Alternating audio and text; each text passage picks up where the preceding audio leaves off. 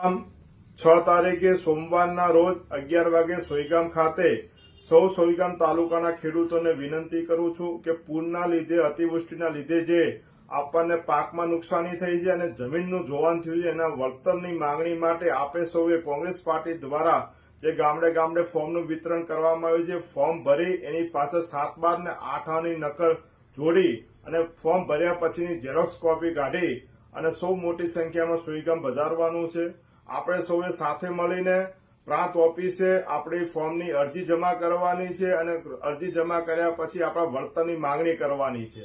આજે પૂર આયા અને લગભગ 28 દિવસ કરતા પણ વધુનો સમય થઈ ગયો હોવા છતાં હજી સુધી આપણને પાક નુકસાની કે જમીન ધોવાણનું વળતર આપવામાં નથી આવ્યું।